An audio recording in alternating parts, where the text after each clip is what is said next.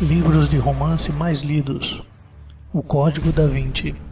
Suspeita contra a Igreja Católica. O Código da Vinci está entre os romances mais lidos da atualidade. Foram cerca de 80 milhões de cópias vendidas em todo o mundo.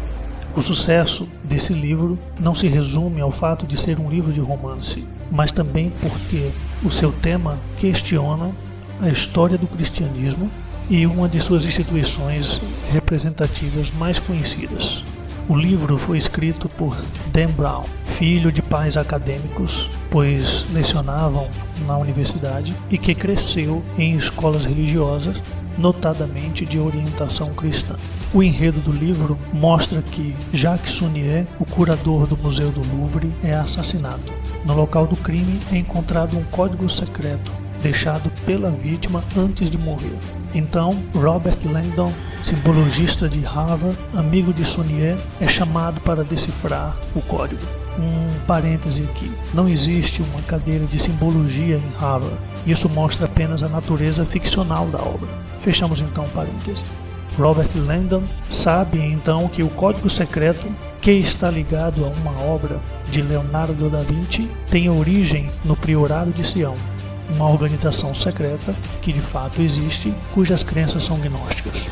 Neste ponto, o simbologista já está lutando para sobreviver, porque um criminoso que faz parte de uma suposta ordem radical da Igreja Católica tenta matar Langdon e evitar a revelação do código que comprometeria a história da Igreja Católica. Esse enredo é passado num clima de suspense, de ação, cheio de reviravoltas como são próprias das obras de Dan Brown. Além desse estilo cativante de Dan, certamente a temática polêmica chamou a atenção dos leitores de todo o mundo, porque lança uma suspeita sobre a Igreja Católica. E essa suspeita é levantada no conteúdo do livro pelas sociedades secretas. A principal delas é o Priorado de Sião, que de fato existe. Lembrando que o Priorado de Sião é uma organização que tem suas crenças baseadas no gnosticismo. O gnosticismo foi uma seita dentro da Igreja pré-católica, cujas crenças eram inspiradas no hermetismo. A suspeita também é levantada contra a Igreja pelo autoritarismo da própria Igreja Católica, que no enredo do livro é mostrado de forma radical, através de uma igreja que procura impor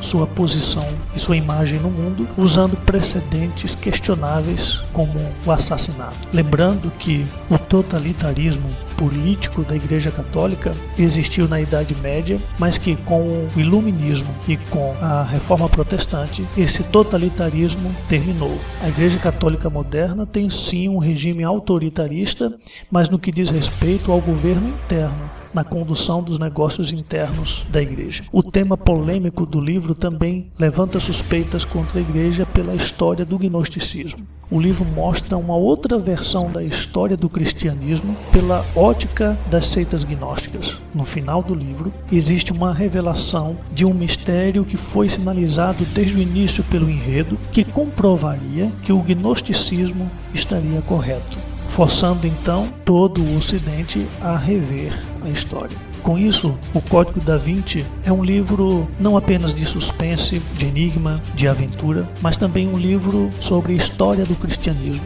O autor, Dan Brown, escreveu usando o mote dos grandes escritores, que é a frase "e se?".